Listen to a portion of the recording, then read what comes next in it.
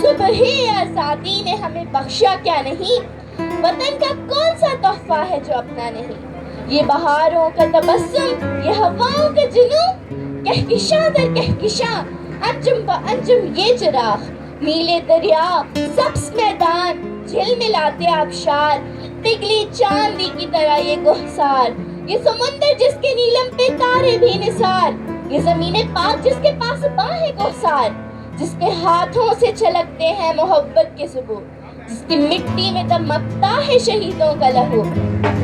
جناب، مسائل کس ملک میں نہیں ہیں؟ برطانیہ میں بھی تو ہیں، وہاں بھی تو ڈر ہے، خوف ہے، بے روزگاری ہے، کم ہے مگر ہے تو۔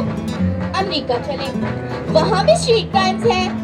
9/11 کو جو ورلڈ ٹریڈ ٹاور گرا تھا، کیا وہ دہشت گردی نہیں تھا؟ وہاں بھی تو اکنامک مسائل ہیں، لیکن وہ لوگ تو بھاگ کر کہیں نہیں جاتے۔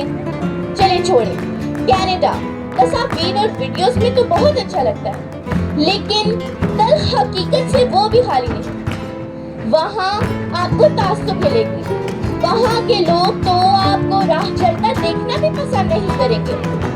تو پھر میں آپ کی آنکھیں کھولوں، اس وطن عزیز میں کیا ہے؟ یہاں پیار، محبت، ہمدردی اور خاندانی نظام ہے۔ کراچی دنیا کے 10 بڑے شہروں میں سے ایک ہے۔ حقیقت سے آنکھیں چرانے والی قومیں کبھی ترقی نہیں کر سکتی۔ یہاں بھی میں حقیقت سے پردہ ضرور اٹھاتی ہوں، ہاں مان لیتے ہیں، اور اس حقیقت سے انکار بھی ممکن نہیں کہ پاکستان میں کچھ مسائل ہیں، گاؤں دیہات میں اسکول نہیں، بچے اسکول نہیں جاتے۔ مانتی ہوں کہ یہاں اچھے اسپتال نہیں، صحت کی اچھی سہولیات میسر نہیں، تسلیم کرتی ہوں کہ یہاں فیوڈل سسٹم ہے، مگر آپ بتائیے، اگر آپ کے گھر میں کچھ مسائل ہوں، مثلاً دیوار کا ٹوٹ جانا، پانی کا نہ آنا یا پھر بجلی کا نہ آنا، تو کیا آپ اپنا گھر چھوڑ دیں گے؟ مجھے تو یقین ہے کہ آپ اپنا گھر نہیں چھوڑیں گے، بلکہ آپ ان مسائل کو حل کریں گے، نہایت پیار سے، صبر و تحمل سے۔